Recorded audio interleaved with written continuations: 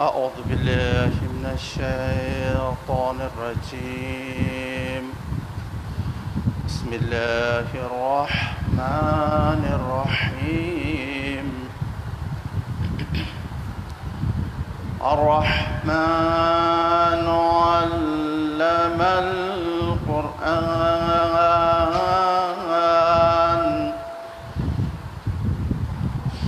خلق الإنسان علمه البيان.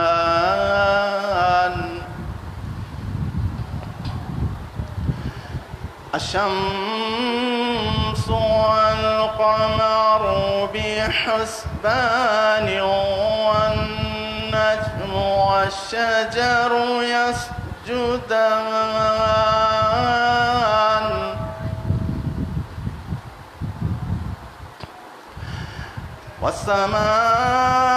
والسماء رفعها ووزع الميزان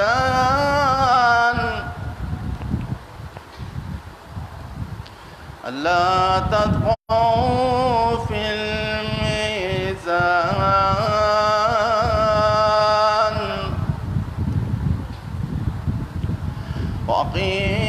وأقيموا الوزن بالقسط ولا تخسروا الميزان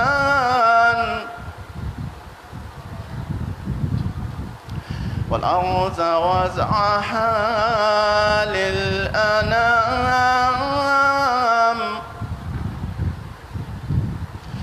فيها فاكهة والنخل ذات الأكمام والحب ذو العصف والريحان فبأي آلاء ربكما تكذبان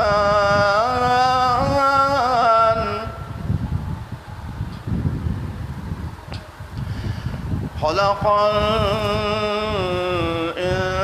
الإنسان من صلصال كالفخار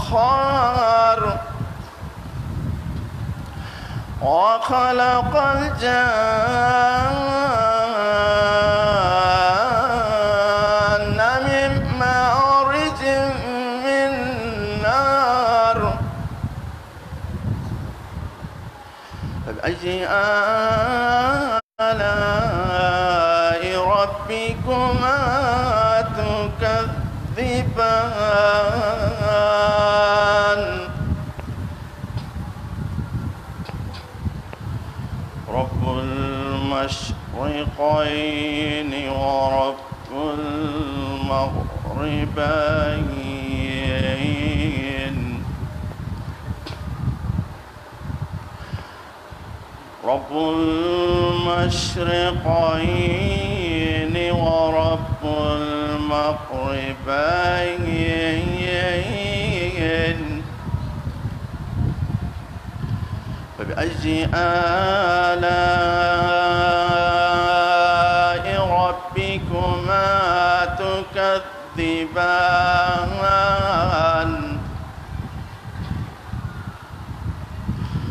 مرج البحرين يلتقيان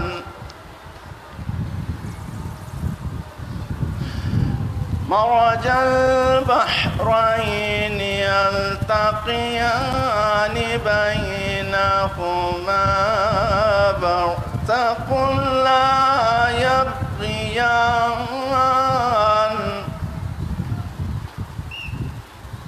فبأي آلاء ربكما تكذبان يخرج منهما اللؤلؤ والمرجان فبأي آلاء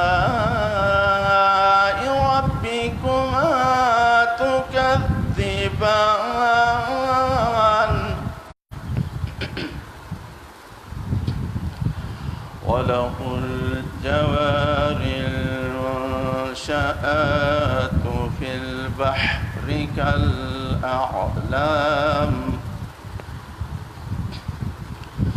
فبأي آلاء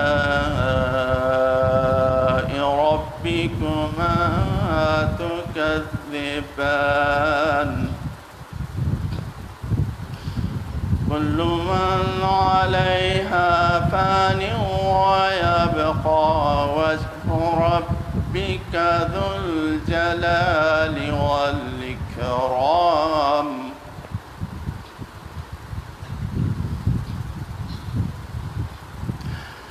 كل من عليها فان ويبقى وجه ربك ذو الجلال والإكرام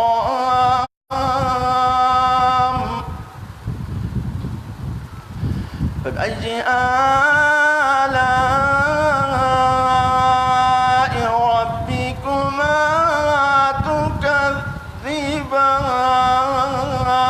تكذبان يسأله من في السماوات والأرض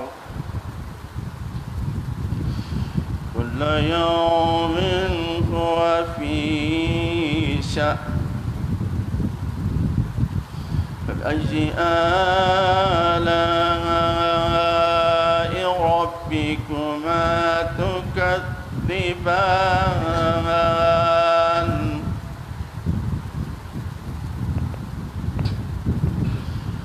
سنفرغ لكم أيها الثقلان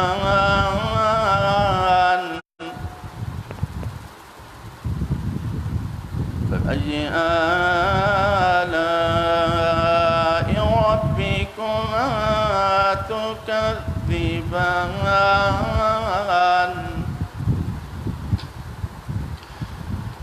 يا معشر الجن والإنس إن استطعتم أن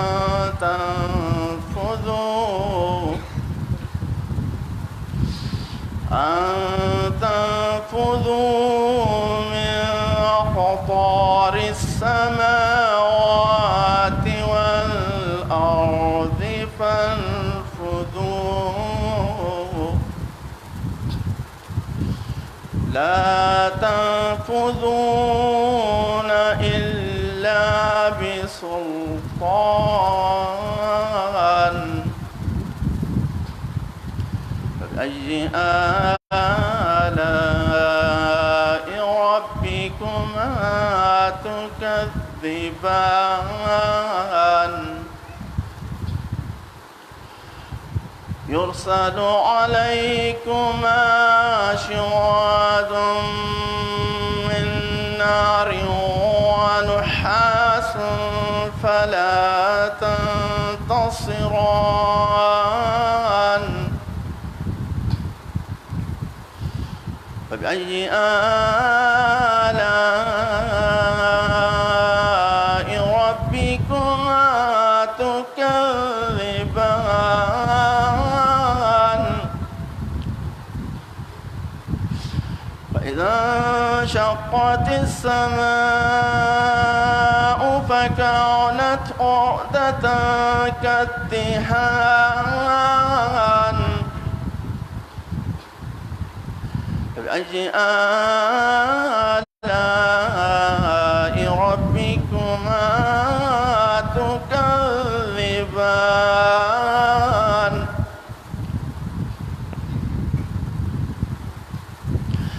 فيومئذ لا يسأل عن ذنبه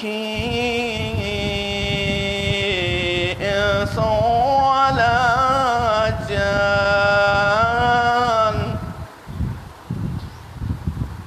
فبأي آلاء ربكما تكذبان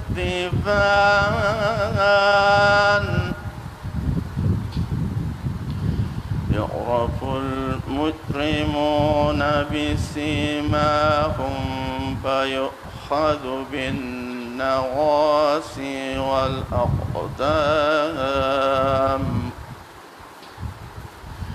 فبأي آلاء ربكما تكذبان هذه جهنم التي يكذب بها المجرمون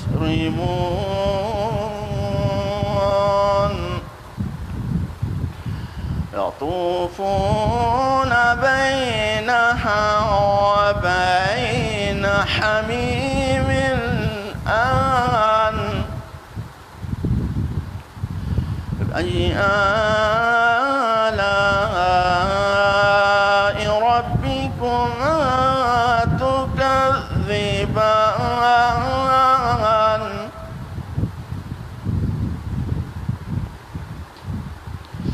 ولمن خاف مقام ربه جنتان فبأي آلاء ربكما تكذبان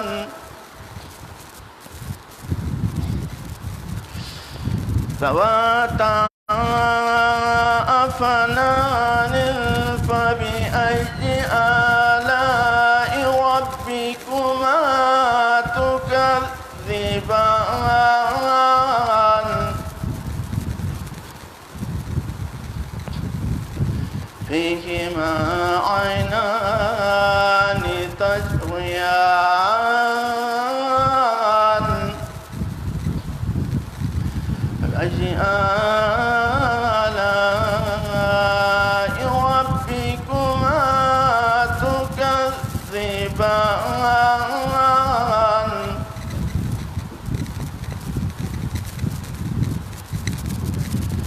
فيهما من كل فاكهة زوجان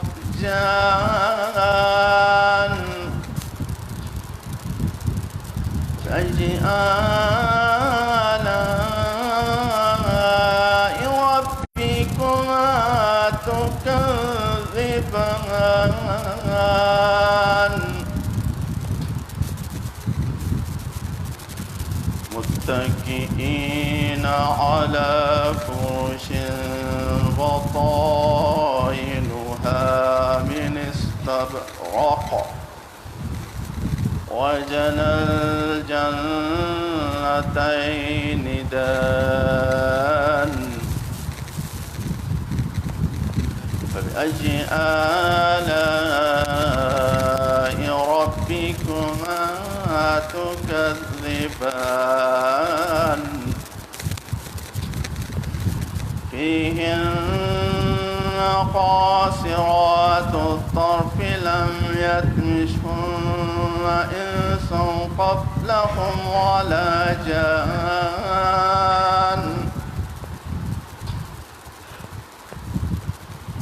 فبأي آلاء ربكما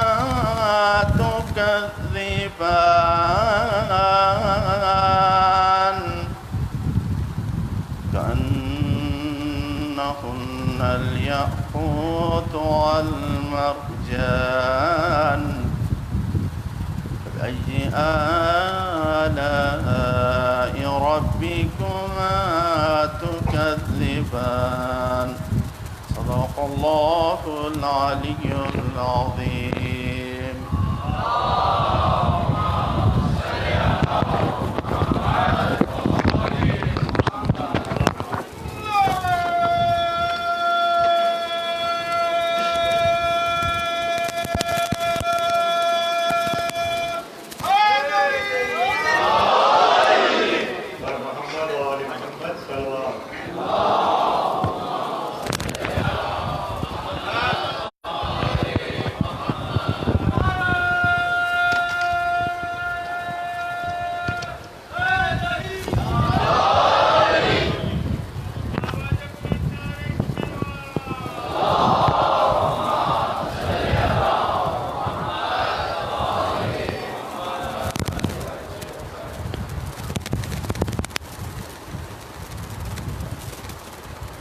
اعوذ باللہ من الشیطان الرجیم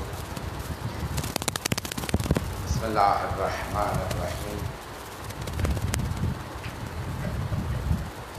الحمد للہ الذی نور قلوب العارفین بنور معرفتہ واثبت فؤاد انبیائہ واولیائہ بقصص الانبیاء والمرسلین واکمل ایمان المسلمین والمؤمنین بولایت علی امیر المؤمنین علیہ السلام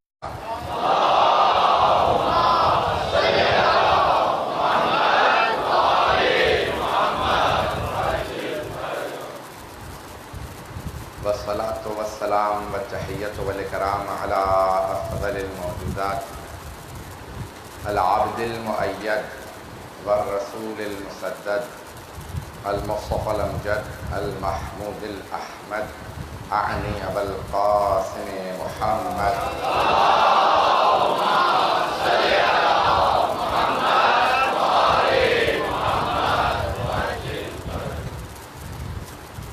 وعلى روحه ونفسه وصاحره ووصيه سید الاتقیاء والاسقیاء مولا الموالی امام المتقین علی بن ابی طالب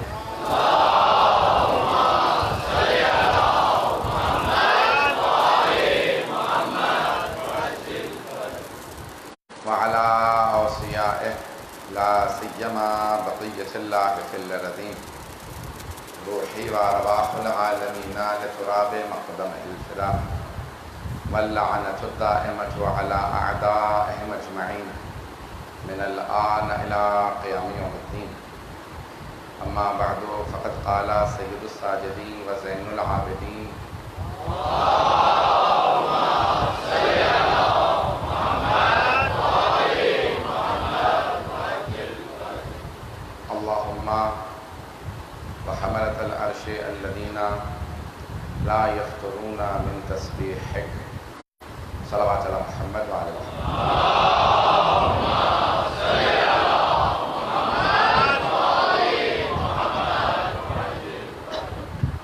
عزیزان گرامی صحیفہ سجادیہ صحیفہ کتاب اللہ نے گزشتہ انبیاء علیہ السلام کو بھی صحیفے دیے سورہ اعلیٰ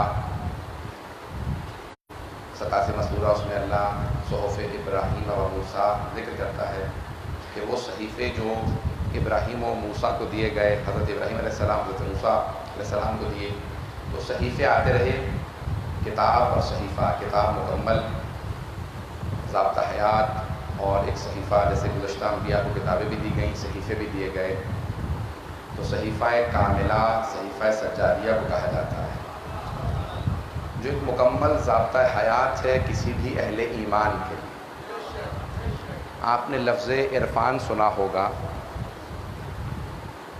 عرفان کی بھی دو اقسام لوگ پیش کرتے ہیں عرفان نظری اور عرفان عملی نظری کو بہت سے ہمارے علماء نہیں مانتے جیسے آپ بہجت عرفان نظری وغیرہ کو نہیں مانتے عرفان عملی کو مانتے یعنی آپ کا مسلح ہی آپ کا عرفان ہے توجہ رکھیے گا عبادت ہی عرفان اس میں اعمال کی کتابیں علماء نے ترتیب دی ہیں مفتاح الفلاح شیخ بہائی کی کتاب پہلی کتاب ہے اقبال الاعمال ہے آخری کتاب عرفان کی صحیفہ سجادیہ عرفان کی معرفت کی آخری کتاب کا نام صحیفہ سجادیہ ہے ہر مناسبت پہ اگر کوئی انسان دعا مانگنے لگے اس کا کوئی دن گزرتا نہ ہو جس میں خدا کے ساتھ اس کا رابطہ نہ ہو جب بندہ ایک ایسی منزل پہ آ جائے کہ اسے خدا سے رابطہ برقرار رکھنا سمجھ میں آنے لگے اور جب رابطہ برقرار کرے گا تو لازماً وسیلے کو تلاش کرے گا جب نزول فیض کے لیے وسیلے کی ضرورت ہے اپنے بچوں کے لیے خاص طور سے اس اصطلاح کی تشریح کر دوں گا وضاحت کر دوں نزول نازل ہونے کے لیے فیض نعمتیں قرآن بھی اللہ کا فیض ہے اللہ کی ساری نعمتیں فیض ہیں فیض الہی ہیں جب نزول فیض کے لیے واسطے کی ضرورت ہے دوبارہ اللہ جو بھی فیض بھیجتا ہے وہ بھی واسطے سے بھیجتا ہے. اللہ نے کوئی فیض نہیں بھیجا بغیر واسطے کے. قرآن بھی دیا تو یہ نہیں کہا پہاڑوں پہ بھیجا ہے لے آؤ. میں نے اپنے حبیب کے دل پہ قلب پہ اتارا ہے, ان سے حاصل کرو. ہمیں اللہ نے قرآن بھی بغیر واسطے کے نہیں دیا. مجمع کی توجہ ہو, اس جملے کو دوبارہ دہراؤں گا. قرآن بھی بغیر واسطے کے نہیں دیا. کہاں حبیب سے قرآن کو حاصل کرنا. اور پیغمبر بھی قرآن کو اکیلا نہیں چھوڑ گئے.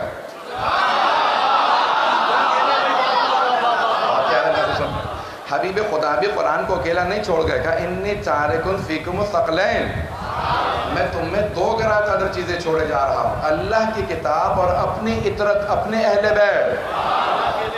اچھا, کچھ لوگوں نے ایک نعرہ لگا دیا حسبنا کتاب اللہ, ہمیں اللہ کی کتاب کافی ہے. جس نے سب سے پہلے نعرہ لگایا تھا وہی سب سے پہلے در اہل بیت پہ آیا, اور آنے کے بعد کہا یا علی کچھ لوگوں نے قرآن سے سوال کیا ہے, قرآن سے دکھائیے جواب کہاں ہے. تو میرے مولا نے کہا تم نے تو کہا تھا قرآن کافی ہے. کہ یا علی نہیں, قرآن سے دکھائیے. میرے مولا نے ہاتھوں میں لیا قرآن, بغیر دیکھے ایک مرتبہ کھولا, کا یہاں جواب ہے. قرآن کھولا, کا یہاں جواب ہے. سوال کرنے والے نے پوچھا یا علی بغیر دیکھے آپ نے کیسے بتایا یہاں جواب ہے. کہا پڑھ لو, اگر سمجھ میں آئے تو مان لینا. پڑھا کہ ہاں اب آپ نے کہا ہے تو سمجھ میں آ رہا, جواب اسی آیت میں ہے. میں اپنے انداز سے پیش کروں. میرے مولا نے قرآن کھولا ہوگا, آیت نے نکل کے سلام کر کے بتایا ہوگا.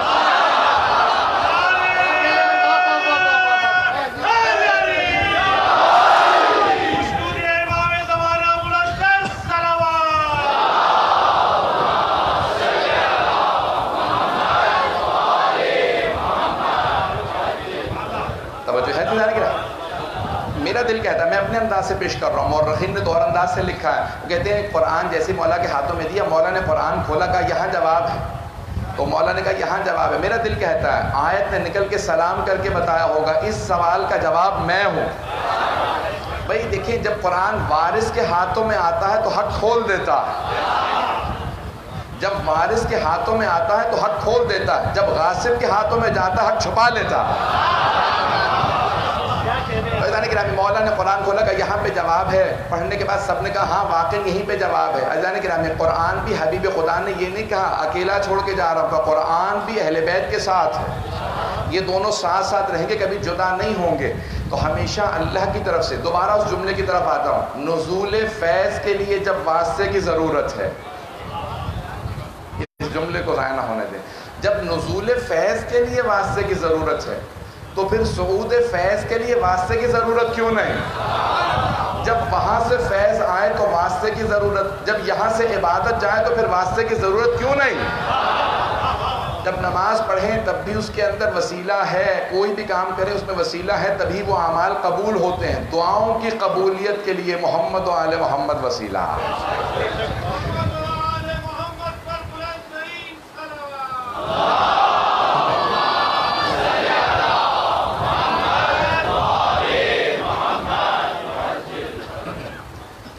میں نے آج تیسری دعا سے متعلق, اب دیکھیں ہر روز اگر صرف ایک ہی دعا پیش کروں تو بہت مشکل ہو جائے گا, لیکن آج مجبور ہوں. آج بھی پھر ایک ہی دعا پیش کروں گا, چوتھا دن ہے, پھر آئندہ آنے والے دنوں میں بھی شاید ایک ایک دعا, جتنی دعائیں پیش کر سکا پیش کر دوں گا اس عشرے کے دوران. سننا پسند فرمائیں. اب اس دعا کا نام ہے حاملان عرش کے متعلق امام کی دعا. اب دیکھیں امام علیہ السلام, میں نے پہلے دن کہا تھا یا دوسری مجلس میں کسی میں کہا تھا کہ امام کے خطبوں پہ پابندی تھی. تو امام نے کہا خطبے پہ پابندی لگا سکتے ہو, دعا پہ تو پابندی نہیں لگا سکتے. امام نے جو باتیں خطبے میں کہنی تھی دعا کی شکل میں انہیں پیش کیا. تو بڑے بڑے علمی معارف کو دعا کی شکل میں پیش کیا. اللہم, جب کہتے ہیں نا اللہم کسی بھی دعا کے شروع میں, تو اس سے مراد ہے یا اللہ, او اللہ, اے پروردگار. تو اللہم, اب یہ ائمہ علیہ السلام نے ہمیشہ دعاؤں کے شروع میں کہا وحملۃ عرشک, اور تیرے جو عرش کو اٹھانے والے فرشتے ہیں, الذین لا یفترون من تسبیحک, جو کبھی بھی تیری تسبیح سے اکتاتے نہیں. یہ پوری کی پوری دعا فرشتوں سے متعلق ہے. تو امام کہتے ہیں ان پہ بھی درود بھیج، ان پہ بھی صلوات بھیج، اللہ سے کہہ رہے ہیں. جیسے ہم کہتے ہیں اللہم صلی علی محمد و علی محمد، امام نے فرشتوں سے متعلق بھی کہا ہے. توجہ رکھیے گا، سورہ توبہ کے اندر ہے خذ من اموالہم صدقہ تطہرہم، اے میرے حبیب جب آپ کے صحابہ آئیں تو ان کے اموال سے زکوٰۃ لیجئے. جب زکوٰۃ لیں، آپ جب زکوٰۃ لیں گے تقسیم کرنے کے لیے فقراء میں، تو ان کا مال پاک ہو جائے گا. جب زکوٰۃ لیں تو طاہرہم، تو مال پاک ہوگا. فصلی علیہم، تو آپ ان پہ درود بھیجیں. قرآن کی آیت ہے، بہت گھبرا کے سن رہے ہیں. فصلی علیہم، ان پہ درود بھیجیں. ایدان گرامی، جب چھوٹا بڑے کے لیے کہتا ہے درود بھیجو تو عظمت کا اقرار ہے. جب ہم جیسے آل محمد کے لیے کہتے ہیں اللہم صلی علی محمد و آل محمد، تو ہم عظمت کا اقرار کرتے ہیں. اور جب کوئی بڑا چھوٹے کے لیے درود و سلام، درود بھیجے یا سلام بھیجے یا کچھ بھی صلوات کہے، تو اس سے مراد دعا ہوتی ہے. ان کی طرف سے دعا ہے، ہماری طرف سے عظمت کا اقرار ہے.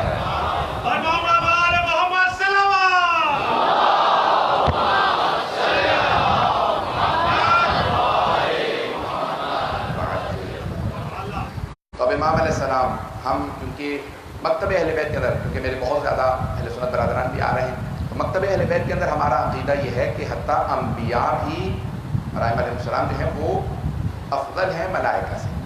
انبیاء اور ائمہ ملائکہ سے افضل ہے. توجہ ہے، فرشتے بھی معصوم ہیں، لیکن فرق ہے خلقت کے اندر. اب مجھے بحث کو پیش کرنا، پھر امام کی دعا کی تشریح کرنا چاہتا ہوں. سارے انبیاء علیہ السلام معصوم ہیں، لیکن مکتب اہل بیت میں جب آپ نے بچپنے سے ماں سے سیکھا ہوگا، میں نے بھی یہی سبق سیکھا، تو ہمیشہ ماں ہمیشہ سکھاتی تھی، کہتی اللہ، ماشاءاللہ یاد ہے آپ کو، اللہ پنجتن امام معصوم. جبکہ کہنا تو ماں کو چاہیے تھا 1,24,014. توجہ ہو، سارے انبیاء معصوم ہیں، جناب مریم معصومہ. توجہ ہو، اور ہم اپنے 12 اماموں کو معصوم مانتے ہیں، جناب سیدہ رسول خدا کو تو سب ملا کے 1,24,014 اور پھر سارے فرشتے بھی. لیکن ہمیشہ ہم نے یہی سیکھا اور صحیح سیکھا. میں اعتراض نہیں کر رہا ہوں، دلیل پیش کر رہا ہوں. جو سیکھا ہے اس پہ دلیل کیا ہے؟ تو ہم کہتے ہیں معصوم 14، جبکہ جناب مریم معصومہ ہیں، انبیاء معصوم ہیں. اور صرف 14 ہی نہیں ہیں، اور بھی ہستیاں معصوم ہیں، فرشتے بھی معصوم ہیں. لیکن جیسے 14 معصوم ہیں، ویسا کوئی معصوم نہیں. عصمت کے بھی درجات ہیں، جیسے عدالت کے درجات ہیں. کچھ لوگ پہنچ رہے ہیں. عادل ہوتا ہے نا، کہتے ہیں کہ مرجع کو عادل ہونا چاہیے، قاضی کو عادل، نماز پڑھانے والا عادل، گواہ عادل. لیکن سب کی عدالت کے درجات مختلف ہیں.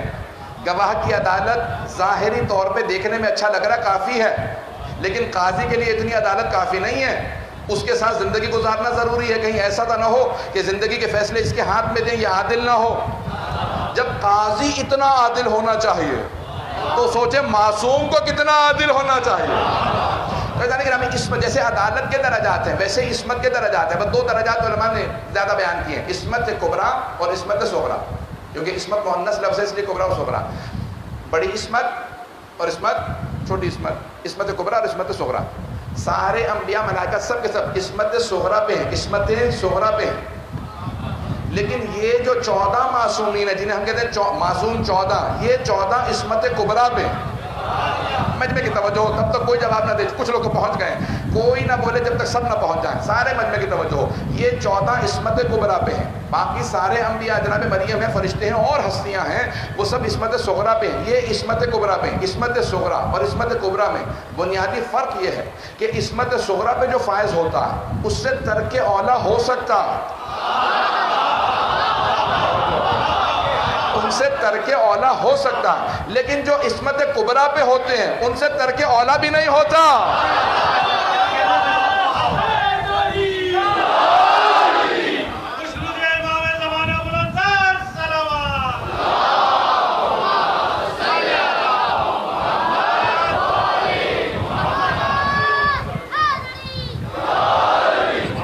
توجہ فرما رہے ہیں سزا نہیں. اب کیونکہ میں نے ایک لفظ استعمال کیا، بہت سے نوجوان خاموش رہے، شاید ان تک بات نہیں پہنچی ہے، بہت سے نوجوان پہنچ گئے ہیں. یہ لفظ ترک اولیٰ میں نے استعمال کیا. ترک اولیٰ، ترک کہتے ہیں چھوٹ جانا. اولا یعنی کہ جو بلندی ہو. ترک اولا ہو سکتا ہے، لازمی نہیں کہ ہو. کچھ معصوم ایسے ہوتے ہیں، گناہ نہیں ہوتا، گناہ جس سے ہو وہ معصوم نہیں ہوتا، معصوم سے گناہ نہیں ہوتا. اب لیکن کوئی ایسا مقام ہے جو ان کی عصمت کے ساتھ ساتھ ان کے لیے بہت ان کا رتبہ بلند ہونا چاہیے، تو اب اسے کہتے ہیں ترک اولا ہو جانا. 14 سے ترک اولا نہیں ہوتا. جیسے جناب آدم، یہ جو قرآن کے اندر ذکر ہے، لا تقرب هذه الشجرة، اس پودے کے قریب نہ جانا. شجرہ اردو میں درخت کو کہتے ہیں، عربی میں درخت اور پودے دونوں کو کہتے ہیں، پودے کو بھی کہتے ہیں. شجرۃ الیقطین، کدو کا پودا ہوتا ہے، درخت نہیں ہوتا. قرآن کے اندر آیا نا شجرۃ الیقطین، یقطین کدو کو کہتے ہیں. تو شجرۃ الیقطین کہ جس کا چھلکا جب انسان کا جسم گل جاتا ہے تو اس کے کام آتا ہے. جب جناب ایوب کو مچھلی نے نگل لیا تو ایک مرتبہ انہوں نے دعا پڑھی. دیکھیں انبیاء کی بھی دعائیں ہیں، دعا میرا موضوع ہے. تو اللہ کہتا ہے کہ اگر ایوب یہ یونس حضرت یونس ظنون ذهب مغاضبا فظن ان لن نقدر عليه فنادى في الظلمات لا اله الا انت سبحانك اني كنت من الظالمين، کہ اگر یونس نے ذنون نے مچھلی والے نے یہ دعا نہ پڑھی ہوتی لا الہ الا انت سبحانک انی کنت من الظالمین، تو قیامت تک کے لیے مچھلی کے پیٹ میں رکھتے، ایک نشانی بنا کے رکھتے، زندہ رکھتے، مرنے نہ دیتے، سب کے لیے کہتے دیکھو جو چلا جائے یہ حال ہوتا. تو انہوں نے مچھلی کے پیٹ میں اس طرح سے دعا پڑھی. اللہ نے کہا کہ اگل دے، وہاں پہ کدو کا پودا لگایا تو پھر جسم جہاں سے جو کہ مچھلی کے پیٹ میں تیزاب ہوتا ہے تو فوراً ٹھیک ہو گئے. اب شجرۃ الیقطین کا تفصیل انشاءاللہ کسی اور موقع پہ. تو اللہ کہتا ہے کدو کا پودا تھا، پودا درخت نہیں ہوتا.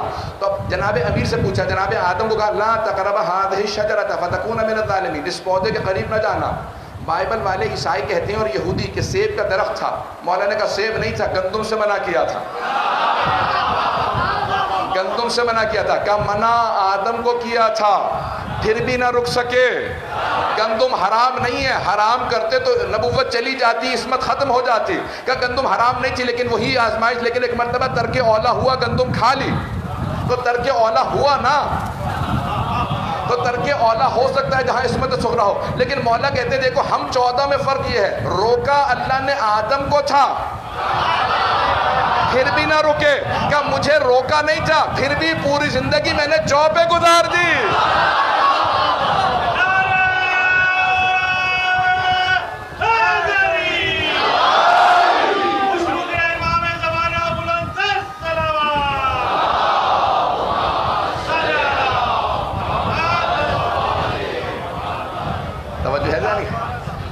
جناب آدم کو اللہ نے منع کیا تھا لیکن پھر بھی ایک مرتبہ انہوں نے اس گندم کے دانے کو استعمال کیا، لیکن کہا مجھے روکا نہیں تھا پھر بھی میں نے پوری زندگی جو پہ گزار دی.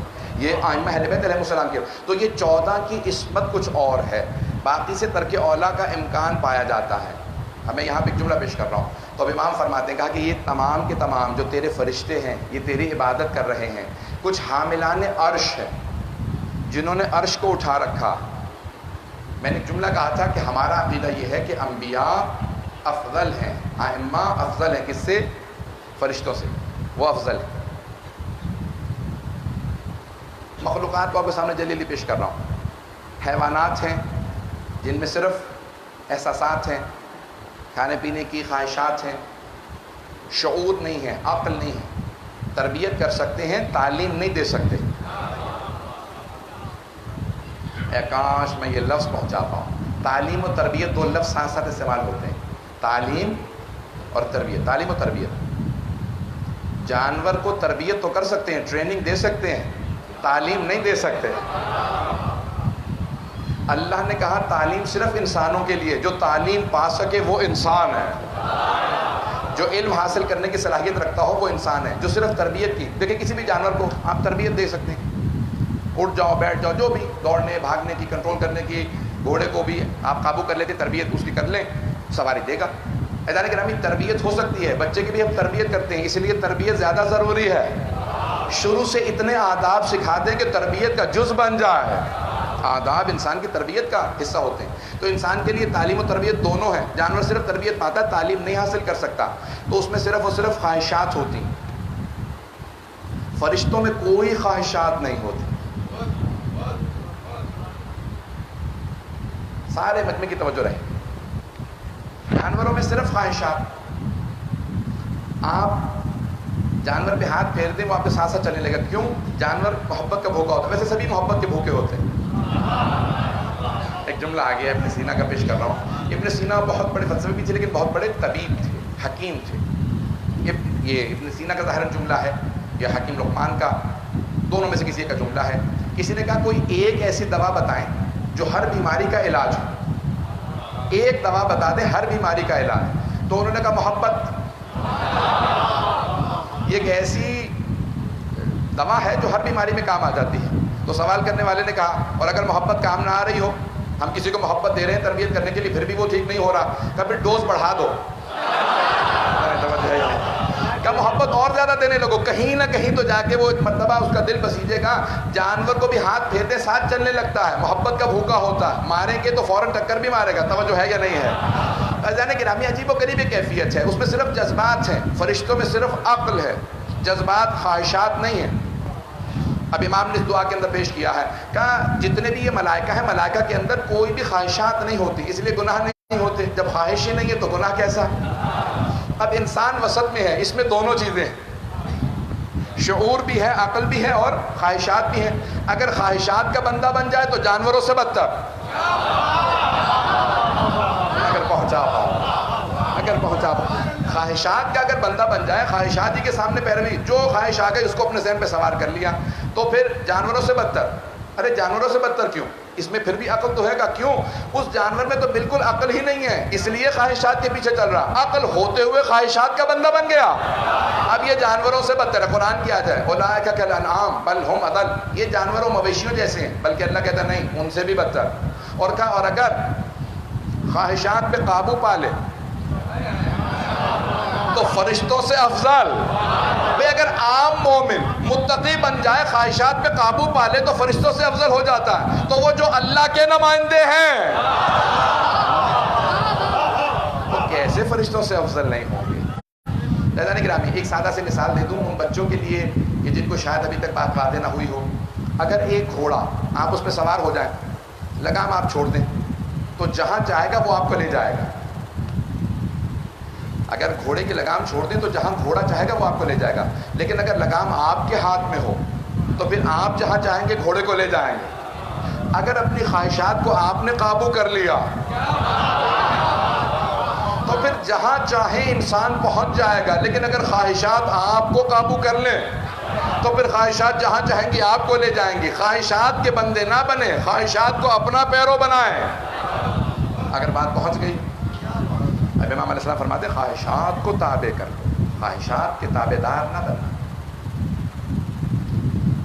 میرے کچھ ساتھ جب میں ان کے پاس جاتا تھا پڑھنے کے لیے 20-25 سال پہلے, ہاں تقریباً 24-25 سال, تو میں وہ کہنے لگے کھانا کا وقت ہے, یہ کھا لیجیے. میں نے کہا نہیں, میں یہ خوش پیاز نہیں لیتا.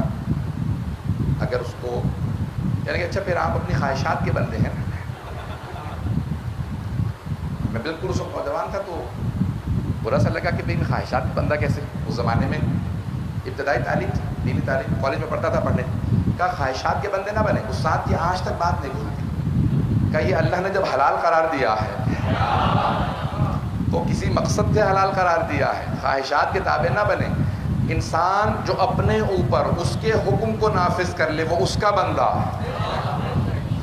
شاید میں نے کبھی ایک مثال پہلے دی ہو, تھوڑی سی اور وضاحت کے ساتھ ایک اور مثال دے دوں, پھر بات کو آگے بڑھاؤں گا. سننا پسند فرمائیں گے؟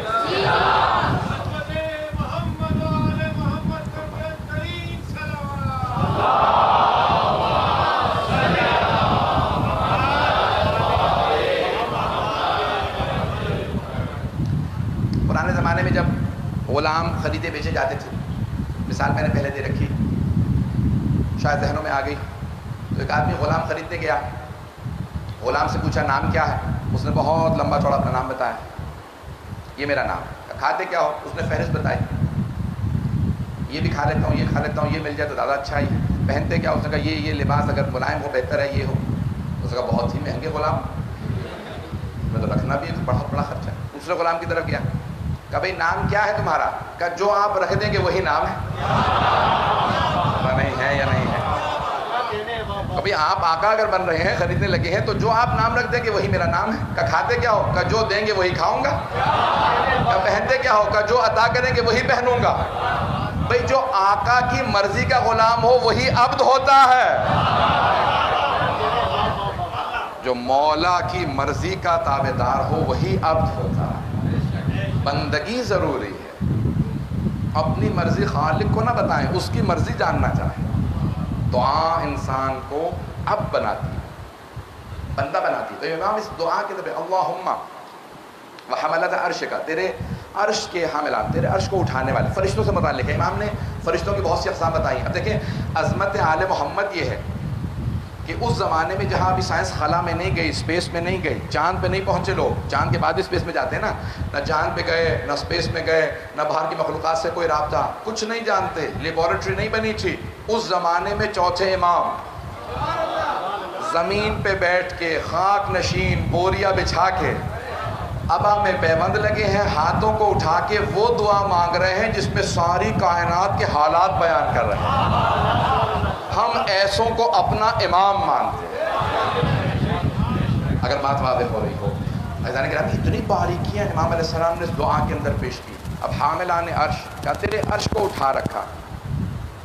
مجھے مجمع کی توجہ چاہیے باریک، میں نے کہا پہلے دن کہا تھا چوتھی مجلس سے کہ میں نے علمی موضوع لیا ہے، اور جتنا آپ میرا ساتھ دے رہے ہیں، نبھا رہے ہیں، تو میں بے انتہا ممنون ہوں کہ آپ سن رہے ہیں، مجھے برداشت کر رہے ہیں۔ جس محبت سے آپ لوگ آتے ہیں، دیکھتے ہیں، آپ کے چہرے مجھے بتا رہے ہوتے ہیں، آپ مجھ سے خود پڑھوا رہے ہیں، تو آپ کی محبت مجھ سے پڑھوا رہی ہے۔ عزیزان گرامی، محبتوں کی نظر کر رہا ہوں، آپ کی عقیدتوں کی نظر کر رہا ہوں۔ اب امام کتنی باریکیوں سے فرشتوں کے حال بتا رہے ہیں۔ کون بتا سکتا ہے کہاں تک فرشتے، کس کس مخلوق کی کیسی کیسی مقدار ہے، کتنے پر ہیں، کتنا قد ہے، کتنا وجود ہے۔ امام فرماتے ہیں پروردگارہ کہ تیرے سارے فرشتے، اتنا بڑا عرش ہے، تیرے عرش کو اٹھائے کھڑے ہیں، اور کیسا تو خالق ہے، تو نے انہیں بطن نہیں دیا، پیٹ نہیں دیا کہ انہیں بھوک لگے، پیاس لگے۔ ان کی بھوک کا جواب تو نے ان کی تسبیح و تقدیس رکھ دیا، وہ تسبیح کرتے جاتے ہیں، ان کا پیٹ بھرتا چلا جاتا۔ پتہ نہیں توجہ ہے یا نہیں ہے۔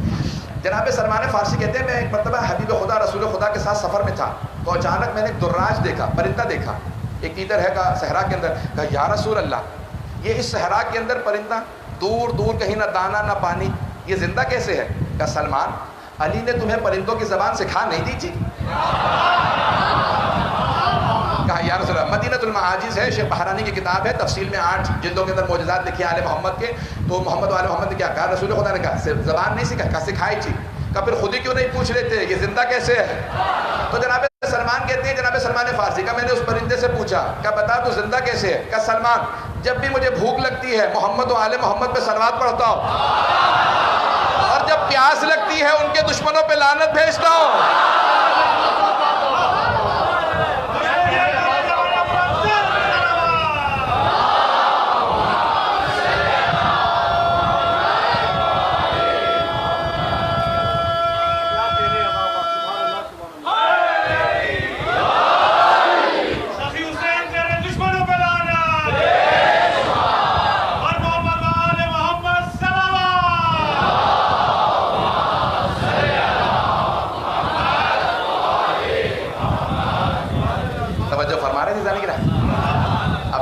نوجوان بھائیوں سے، اپنے بچوں سے کہوں گا، جب بہت زیادہ بھوک لگی ہو نا تو اللہ تعالیٰ صلوات کا ورد کر کے دیکھیں کہ آپ اس بھوک کے اندر کتنا کام کر سکتے ہیں۔ آپ کو خود اندازہ ہو جائے گا، بھوک باقی رہتے ہوئے آپ پہ مسلط نہیں ہوگی، آپ کو اپنے اوپر قدرت مل جائے گی۔ عزیزان گرامی، اب سمجھ میں آیا، عام مومن صلوات پڑھے تو بھوک کچھ نہیں کہتی۔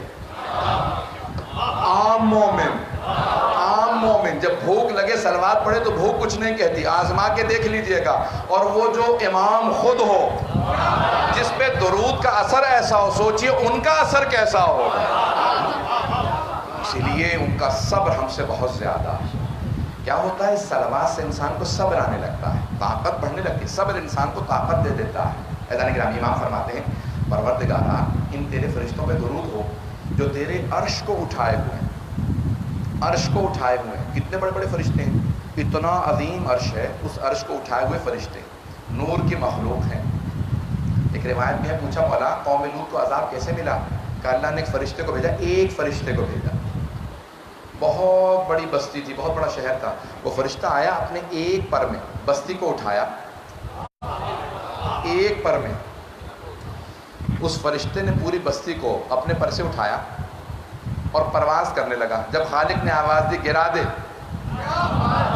تو نہ جانے کتنے میل جا چکا ہے. وہاں سے اس نے بلندی سے دوبارہ اس کو واپس ساری کی ساری بستی کو الٹ دیا. کہا کہ ان کے ابھی جب وہ اٹھا رہا تھا تو مرغوں کی اذانیں سنی جا رہی تھی. ابھی اذانیں سنی جا رہی تھی کہ جب ایک مرتبہ پلٹ دیا تو سب دوبارہ نیا شہر نمودار ہوا. کہ جس اللہ کا ایک فرشتہ ایسا ہو, انسانوں سے زیادہ فرشتے ہیں, اتنی مخلوقات ہیں. اب میں تفصیل بتاؤں گا. اتنی مخلوقات ہیں, اتنے فرشتے ہیں. توجہ ہے, ہمارا عقیدہ بتا رہا ہوں. ہم انبیاء اور ائمہ علیہ السلام کو فرشتوں سے افضل مانتے ہیں. نہیں, سارے مجمع کی توجہ. جہاں ایک فرشتہ ایسا ہو, ایک فرشتہ ایسا ہو جو سارے کے سارے زمین سے پورے شہر کو اٹھا کے ایک پر میں لے جائے, الٹ کے پھینک دے, فرشتہ ایسا ہو, جہاں خادم ایسا ہو. اب سوچے, تعجب نہ کیجئے گا کہ مولا ایک در سے در خیبر ہو.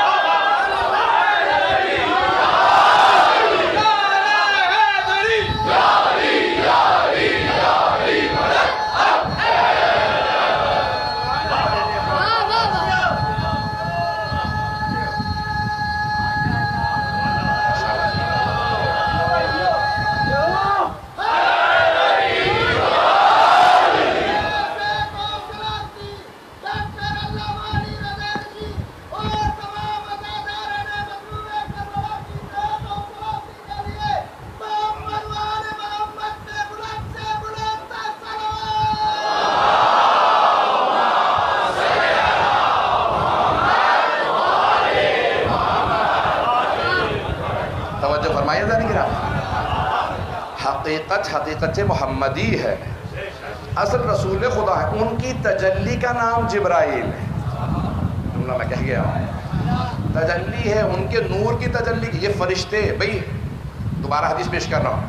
یا احمد لولاک لما خلقت الافلاک, اے احمد اگر آپ نہ ہوتے میں یہ زمین و آسمان خلق نہ کرتا. خالق کہتا ہے میں تھا, کچھ نہیں تھا, میں نے کچھ کو خلق کیا. ایک نور خلق کیا, اس نور کے دو ٹکڑے کیے. ایک کو مقام محمود پہ رکھا, نام محمد رکھا. دوسرے کو مقام اعلیٰ پہ رکھا, نام علی رکھا. پھر فاطمہ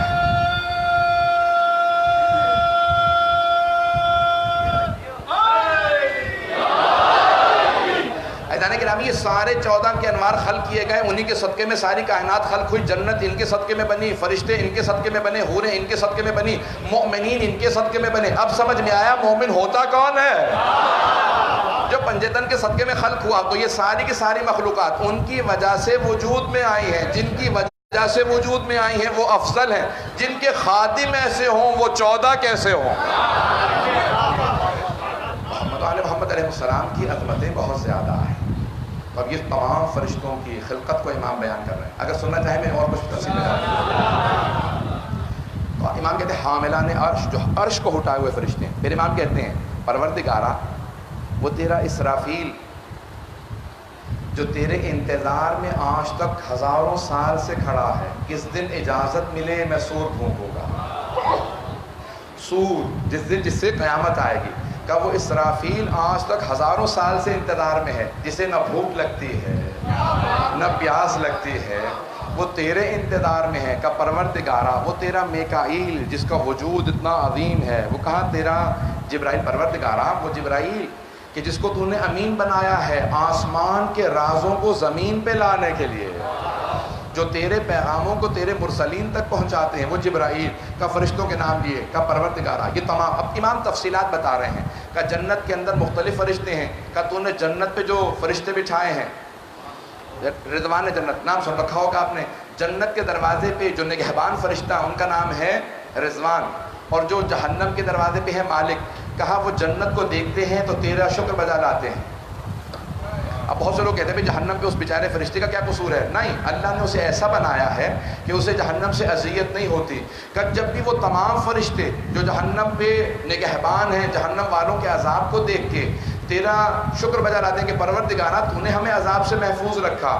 کہ وہ تمام فرشتے کبھی تیری تسبیح کرنے سے نہ تھکتے ہیں, نہ اکتاہٹ محسوس کرتے ہیں.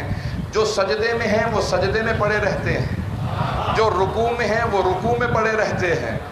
یہ تمام کے تمام فرشتے جو قیام میں ہیں قیام میں رہتے ہیں، لاکھوں کروڑوں اور نہ جانے کتنے فرشتے ہیں جو جس حالت میں اسی حالت میں رہتے ہیں اور اسی حالت کے اندر مسلسل عبادت کرتے چلے جا رہے ہیں۔ تو میرا لاکھوں درود و سلام ہونا حبیب خدا پہ، جنہوں نے فرمایا ضربت علی من یوم الخندق افضل من عبادت ثقلین۔ شیعہ سنی علماء نے لکھا کہ حبیب خدا نے فرمایا کہ میرے بھائی علی کی ایک ضربت ثقلین کی عبادت سے افضل ہے۔ وہ عبادت کرتے ہوں، سجدے میں ہو، رکوع میں ہو، قیام میں ہو، سب کی عبادت مل کے علی کی ضربت سے افضل نہیں۔ جس کی ضربت ایسی ہو سوچو اس کا سجدہ کیسا ہوگا۔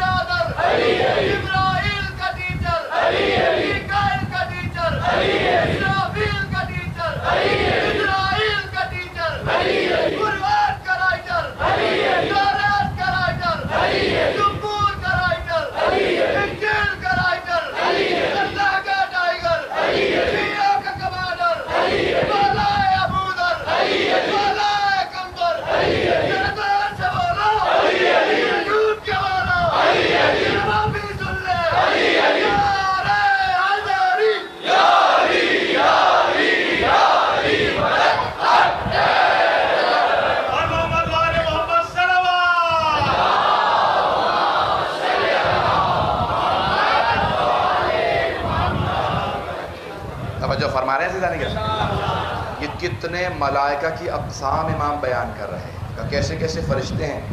اب یہ جو بیان کیا ہے نا پیغمبر اسلام نے پر کا تصور، اب بہت سے جو سائنس پڑھنے والے ہیں وہ بعض اوقات حدیث پڑھنے کے بعد تعجب کرنے لگتے ہیں اور مذاق اڑانے لگتے ہیں کیونکہ وہ سمجھ نہیں رہے ہوتے ہیں۔ پیغمبر اسلام نے جو الفاظ استعمال کیے آئیے ذرا میں تشریح پیش کروں، شاید سمجھ جائیں، شاید میں سمجھا پاؤں، اگر سننا پسند فرمائیں۔ یہ جو کہا نا پر ہیں، یہ اب ہم نے ایک پرندے کو دیکھنے کے بعد وہ کہتے ہیں بیلنس کیسے ہوگا، کیا کسی فرشتے کا ایک پر ہے، کسی کے 2 پر ہیں، کسی کے 3 پر ہیں، کسی کے 4 پر ہیں، کہ جتنے رتبے بڑھتے چلے جاتے ہیں اتنے پر ہیں۔ بھئی یہ پر نہیں، یہ ہمارے سمجھانے کے لیے ہیں، یہ ان کے رتبات ہیں۔ جب پیغمبر اسلام سے صحابہ نے پوچھا یا رسول اللہ معراج پہ آپ گئے کیسے تھے، کب براق پہ۔ اب بہت سے افراد آج تک تعجب کرتی ہیں اور معاذ اللہ مسخرہ کرتے ہیں کہ بھئی جب پوچھا کہ بھئی براق کیا ہے تو کہا کہ تمہارے گھوڑے جیسی سواری ہے جس کے پر ہیں، تو کہا بھئی ایسا کوئی گھوڑا ہوتا نہیں جس کے پر ہو، اور کیسے پیغمبر اسلام گئے۔ ارے یہ ان کے سمجھانے کے لیے پیغمبر نے کہا، پیغمبر اسلام نے نہیں کہا، پیغمبر اسلام نے کہا ان کے سمجھانے کے لیے کہ جیسے تمہاری سواری گھوڑا، تمہاری سواری گھوڑا، اس کے اگر پر لگا دو تو میری سواری براق، میری سواری براق ہے۔ اب آئیے ذرا لفظ براق کو دیکھتے ہیں، خود سمجھ میں آ جائے گا۔ یہ گھوڑا نہیں ہے، کہا براق ہے، براق برق سے ہے، برق کہتے ہیں بجلی کو، اور سائنس نے یہی کہا ہے کہ جب تک کہ سپیڈ آف لائٹ سے تصور توجہ ہو، جب تک سپیڈ آف لائٹ سے یعنی روشنی کی نور کی رفتار سے سفر نہ کرو تو انسان خلا سے باہر نہیں نکل سکتا۔ تو پیغمبر نے وہی کہا نا سپیڈ آف لائٹ سے گیا تھا، تو ماننا پڑے گا وہ بھی نور ہے جس پہ سوار تھے۔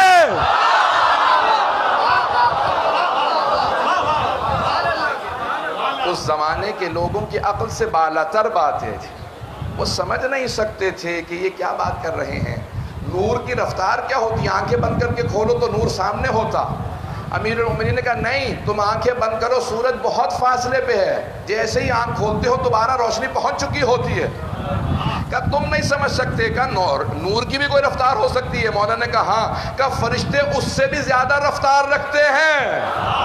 اب یہ وہی سمجھا سکتے تھے جو فرشتوں کو دیکھ رہے۔ اصول کافی کی ایک روایت کو پیش کروں گا اور اس دعا کی تشریح کو مکمل کر دوں گا، اگر سننا پسند فرمائیں۔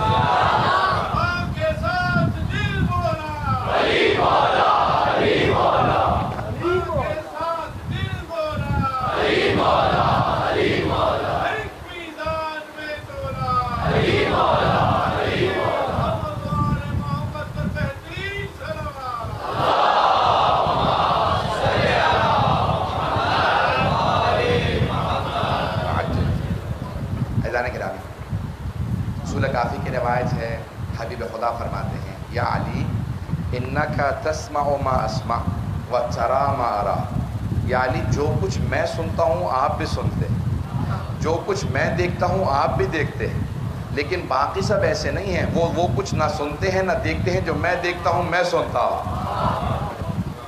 جب وحی نازل ہوتی تھی تو جناب امیر سب سے کہتے تھے ہٹ جاؤ وحی آ رہی ہے،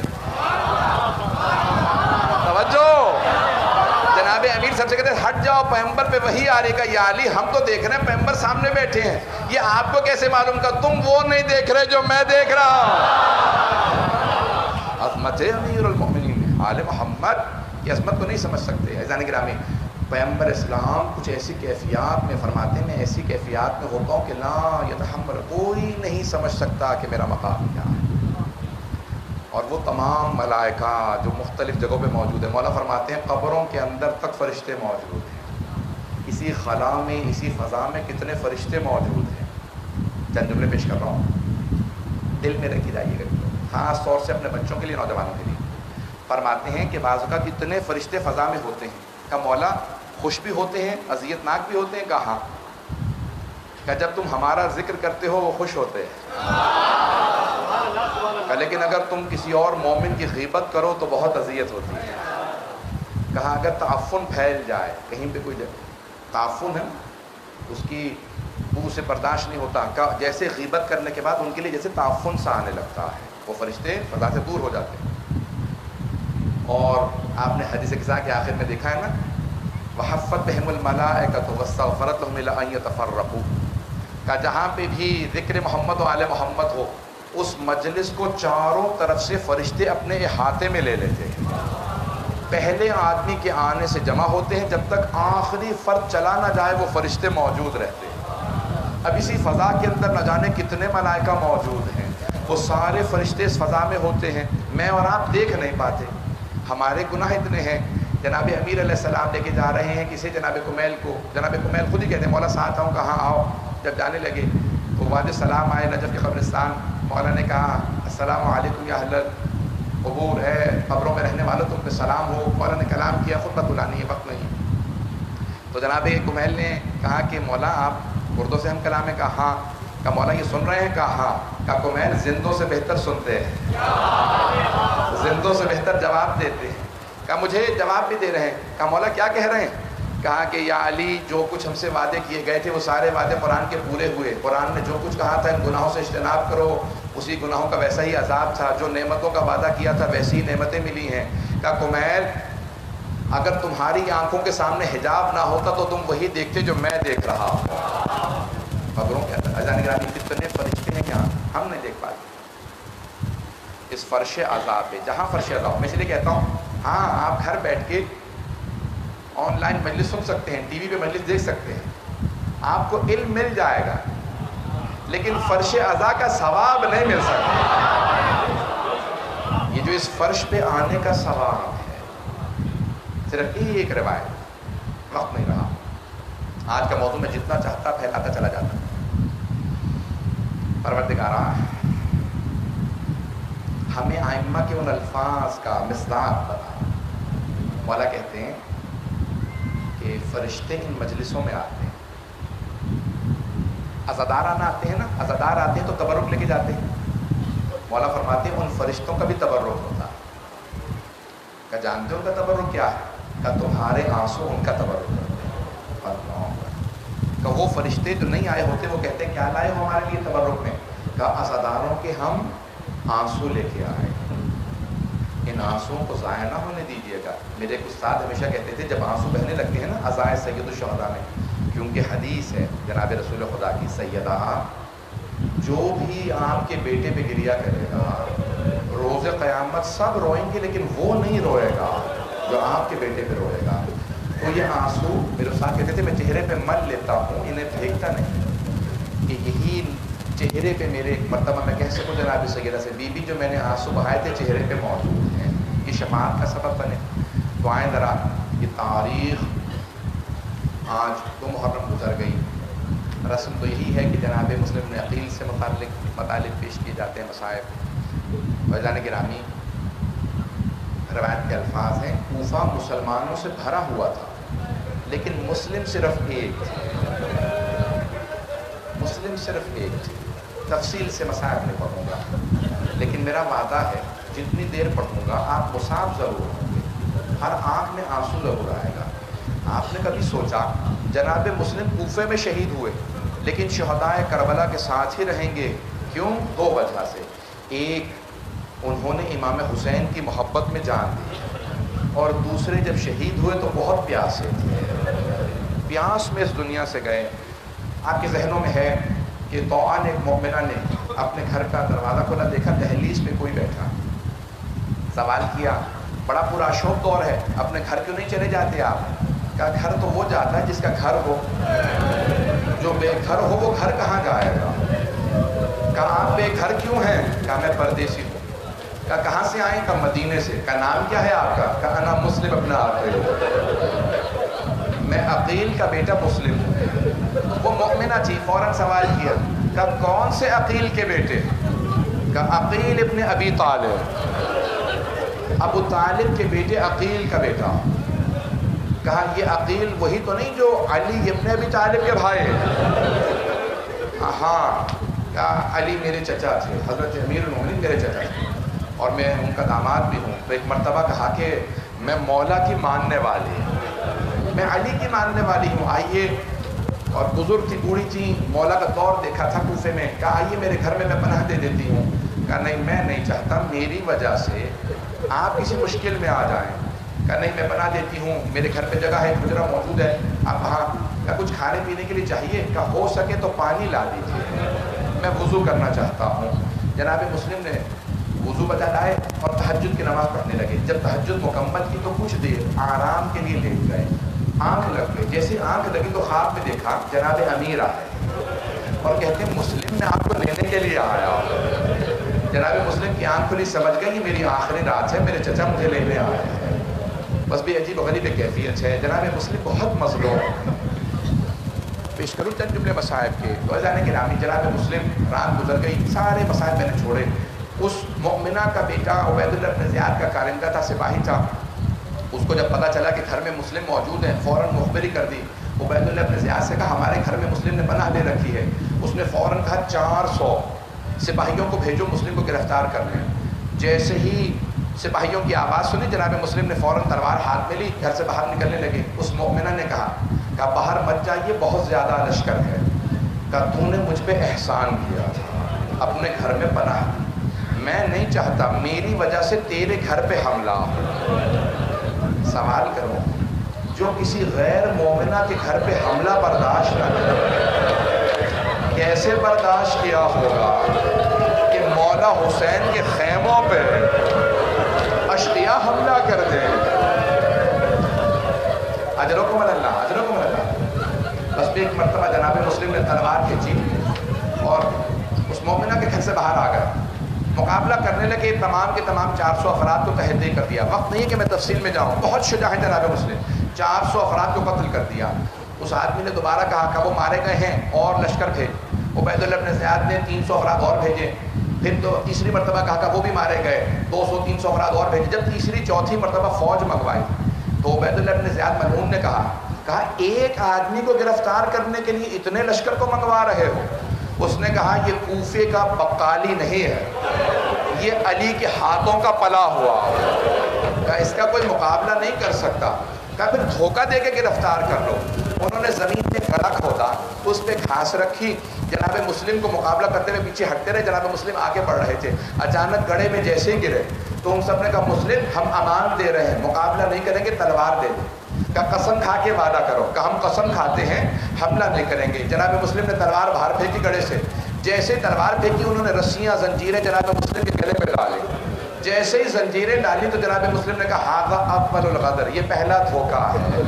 تم کیسے مسلمان ہو، قسم کھا کے دھوکہ دیتے ہو. بس ایک مرتبہ گرفتار کیا، زنجیروں میں رسیوں میں لے جانے لگے.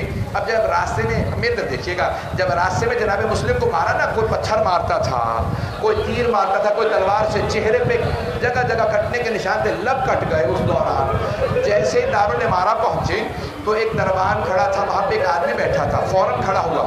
کہا آپ مسلم ابن عقیل تو نہیں ہیں؟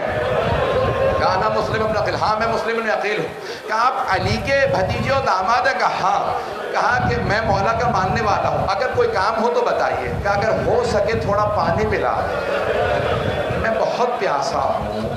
ایک مرتبہ اس نے ایک کوزے میں پانی لیا، پانی پیش کیا، جیسے ہی جناب مسلم کوزے کو چہرے کے سامنے لائے، خون کٹے ہوئے تھے، خون بہنے لگا۔ جیسے ہی وہ خون آلودہ ہوا، کہا نیا تازہ پانی دے دے، اس میں بہت زیادہ خون بہ گیا ہے۔ دوبارہ پانی لیا، پھر خون بہنے لگا، کہا پانی نہ دینا، لگتا ہے خدا یہی چاہتا ہے میں اس کی بارگاہ میں پیاسا جاؤں۔ میں نے تمام کر دیا، بس 2 سے 4 منٹ کی زحمت ہوگا۔ ایک مرتبہ رسیاں باندھ کے جناب مسلم کو دارالامارہ کے اندر لے گئے، سامنے تخت کے اوپر عبید اللہ بن زیاد بیٹھا تھا۔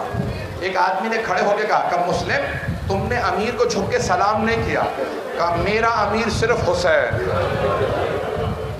لا امیر سوى حسین، میرا کوئی امیر نہیں سوائے حسین، کہ میں صرف حسین کو اپنا مولا مانتا ہوں، اسے اپنا مولا نہیں مانتا، اسے سلام نہیں کروں گا۔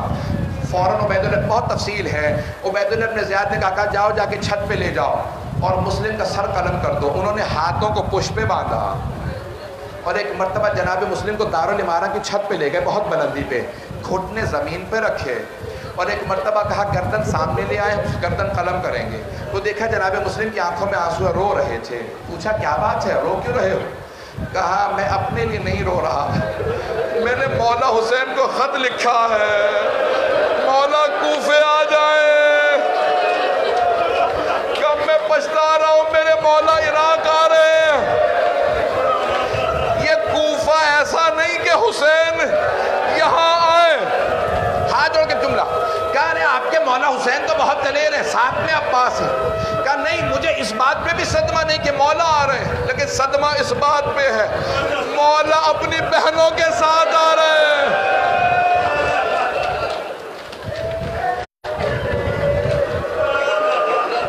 مولا اپنی بہنوں کے ساتھ آ رہا ہے۔ آخری جملے سن لیجیے، 2 سے 3 منٹ کی زحمت ہوگا بس بھائی، اگر دیکھ سکے تو میرے دیکھیں، نہیں تو آنکھیں بند کر کے تصور کریں۔ وہاں جناب سید الشہداء مکے سے چل چکے ہیں، نہ جانے جناب عباس نے کیا دیکھا، کہا مولا کیا بات ہے، یہ چہرے پہ اتنا اضطراب کیوں ہے؟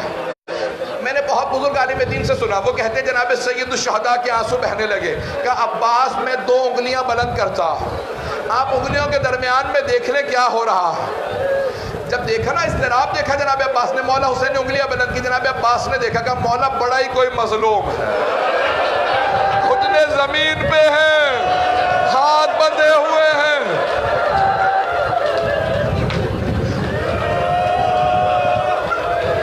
مولا حسین نے کہا کہ عباس ذرا غور سے دیکھو، کہا مولا سر جھکا ہوا ہے، میں دیکھ نہیں پا رہا، کسی عمارت کی چھت پہ ہے، میرے طرف دیکھیے گا۔ اچانک جناب عباس نے کہا مولا لگتا ہے اس کی ماں زمین پہ بیٹھی ہے، کسی نے برقعے کا دامن پھیلا رکھا تھا، جب سر گرے گا تو میرے دامن میں آ۔ میرا دل کہتا ہے مولا حسین نے کہا ہوگا عباس یہ اس کی نہیں میری ماں ہے۔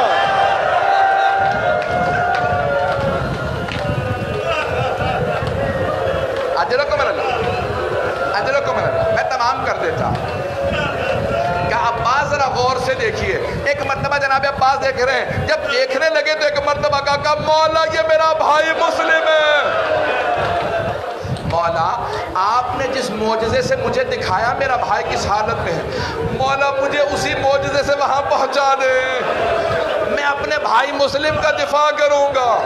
ایک مرتبہ جلاد نے تلوار چلائی، سر قلم ہوا، زمین پہ آیا، بی بی نے آغوش میں لیا، جناب مسلم کے جسد کو کوفے کے بازاروں میں پھرایا گیا۔ میں نے تمام کر دیا، آخری جملہ سنیں گے بس بھائی، یہ سارے جملے میری طرف دیکھ کے سن لیجئے گا۔ جناب سید الشہداء نے کہا عباس یہاں خیمے نصب کر دیں، خیمے نصب کر دیں، آج رات میں یہیں رکوں گا، ذرا ایک مرتبہ میری بہنوں کو بلا دو عباس۔ جناب عباس گئے جناب زینب کے پاس، کہا بی بی آپ کو مولا نے بلایا۔ جناب زینب آئے، کہا بھیا کیا بات ہے؟ دیکھا مولا کی آنکھوں میں آنسو ہے، کہا زینب کوفے سے بہت بری خبر آئی ہے، ذرا رقیہ کو بلا دو۔ جناب رقیہ زوجہ ہے جناب مسلم کی، جناب امام حسین کی چھوٹی بہن ہے، کہا زینب ذرا رقیہ کو بلا دو۔ جناب زینب اس خیمے میں گئی جہاں جناب رقیہ تھی، کہ رقیہ بھیا نے بلایا ہے۔ جناب مسلم کی ایک یتیمہ بیٹی ہے، نام حمیدہ بتایا ہے، کچھ نے آتے کا لکھا۔ جناب رقیہ نے فوراً بیٹی کا ہاتھ تھاما، کہا بیٹی ماموں نے بلایا ہے۔ جیسے ہی بیوہ بہن کو آتا دیکھا، امام حسین مسند سے کھڑے ہو گئے، آگے بڑھے، میرے طرف دیکھیے گا، آگے بڑھے، جناب مسلم کی یتیمہ کے سر پہ شفقت کا ہاتھ رکھا۔ جیسے ہی سر پہ ہاتھ رکھا نا، جناب حمیدہ خاتون نے، ہاشمی بچی تھی، فوراً کہا ماموں میرے بابا خیریت سے ہیں؟ ماموں جانیے آپ نے جیسے میرے سر پہ ہاتھ رکھا، یتیموں کے سروں پہ ہاتھ ایسے رکھا جاتا۔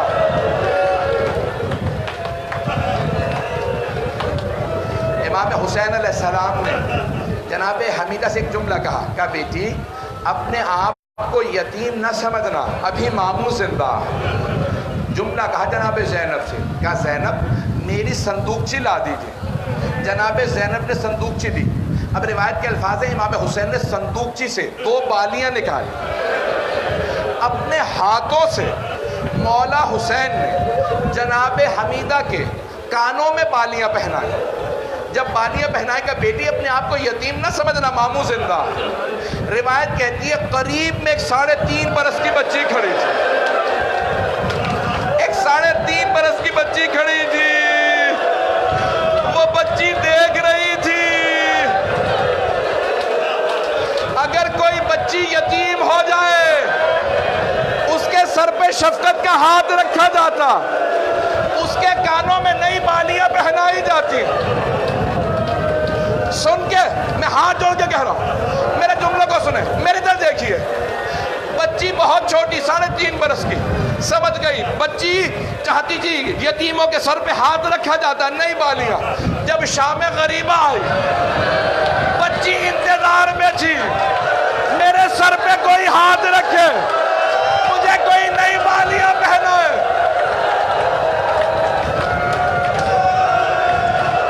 مجھے لوگ منع کر رہے ہیں نہ پڑھو، نہیں پڑھتا، نہیں پڑھتا۔ ایک جملے کی زحمت، وہ شام غریبہ میں بچی بی بی انتظار میں تھی، میرے سر پہ کوئی شفقت کا ہاتھ رکھے، مجھے کوئی نئی بالیاں پہنا۔ میرے طرف دیکھیے، اتنے میں شمر آیا، اس نے بالوں میں ہاتھ ڈالا، بیوی کے بالیوں کو اتارا۔ جناب سکینہ نے کہا چچا ابا،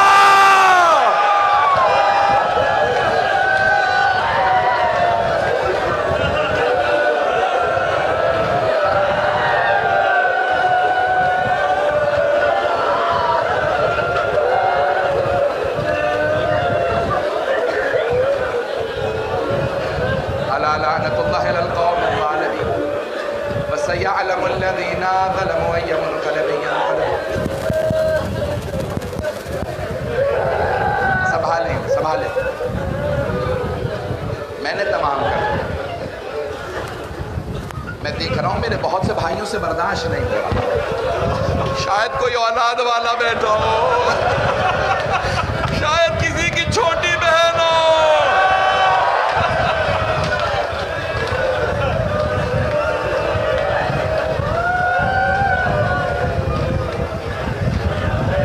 صرف ایک واسطہ، پروردگارہ، نہیں کوئی نہیں، کچھ نہیں پڑھتا۔ میرے بھائی کی بہت حالت خراب ہے، میرا بھائی، پروردگارہ، بھائی ایک دعا، کوئی واسطہ نہیں، پروردگارہ، واسطہ بہتے ہوئے کانوں سے خون کا، ان سب کی حفاظت فرما، ہماری بچیوں کی حفاظت فرما، ہمارے مقامات مقدسہ کی حفاظت فرما۔ ربنا تقبل منا انك انت السميع العليم بحق محمد وآله الطيبين الطاهرين المعصومين۔ ماتم حسین